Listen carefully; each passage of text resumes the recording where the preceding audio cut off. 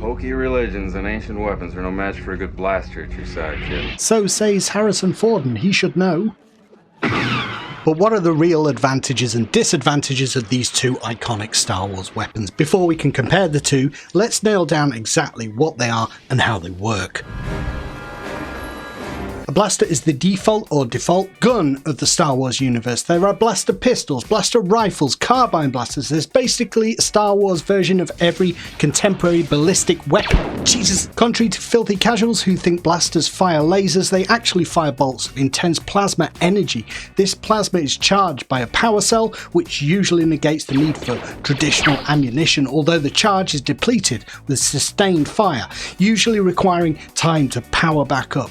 Blaster power cells will decrease in efficiency over time and eventually need replacing, but dependent upon use, they can last for months, if not years. Okay, so I made a bit of that up based on experience of watching the movies and playing the games and stuff, but there's a global pandemic. I've been waiting for this book for months. Come on! Anyway, the energy-rich gas in these so-called blasters gets converted into so-called plasma bolts. That's actually pretty plausible. Plasma is ionized gas, and it can be artificially created, so it's a reasonable sci-fi stretch, but it's not long before we're back in psychedelic land again with all the colours of the blaster rainbow. There's red and orange and green and blue, purple and yellow and cyan like in a printer.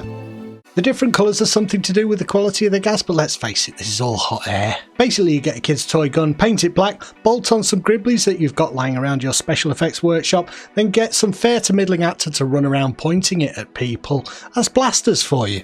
The lightsaber, on the other hand, that's a whole different load of old bollocks. Not as clumsy or random as a blaster. An elegant weapon. But a more civilized age. So says ObiWan, and he would say that, wouldn't he? Because every Jedi gets shares in lightsaber.org.inc.plc. Hello there. When they sign up, so ObiWan Kenobi's opinion, he's already a sellout. Hello there. Apparently lightsabers can't be used well by non-Jedi and Sith because of the weightlessness of the plasma. Plasma again, and the strong gyroscopic effect it generates, but honestly, I'm not buying any of this, it's Jedi propaganda. Nobody uses a weapon that takes all your concentration just to avoid cutting your own arms off. Any fecker can use one of these. Y'all ready for this?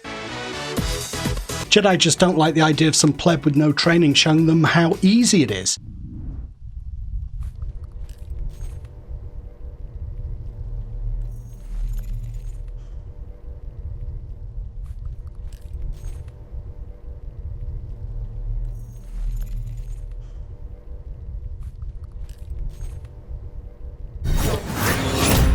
Y'all ready for this? Now what about deflecting blaster bolts? No human could react fast enough to twat something moving that fast. Anyway, the big sci-fi leap you need to make with lightsabers is that the plasma they use, plasma again, is held in place by a containment field. A containment field is usually electromagnetic in nature, consisting of a cloud of charged ions projected through a focusing lens or similar apparatus. Okay, so did you believe that? I made that up as well, sorry, because containment fields is sci-fi speak for I haven't a fecking clue. But they look cool, don't they? Lightsabers, and they fulfill George Lucas's purpose in creating them, which was to hark back to the Knights of the Round Table and give him the opportunity to rip off the Kurosawa movies he'd been boring all his friends with. Look, you see, it's from the perspective of the peasants, the lowest in society. Alright George, we get it. They're like the droids in my movie. Right, so which is best, blasters or lightsabers? Which one of these weapons would you want in a pinch when surrounded by An entire legion of stormtroopers? Which weapon would get you out of that nest of gun dogs? Well, the truth is there's only one weapon you want when fighting for your life in the Star Wars universe, and that's the Cam Tono. The Cam Tono is a cylindrical box with a fixed frame and 3 removable panels that are locked shut with magnetic seals. Everybody knows this. But what a lot of people don't know is that this innocuous looking cargo container was often repurposed by rebel commandos into a potent explosive charge. The container would be filled with energy-rich gas that was superheated to form a highly charged plasma that would explode when the magnetic seals were...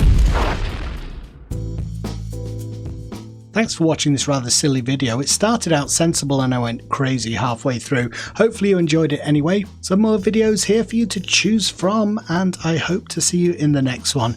Thanks for your support. Bye for now.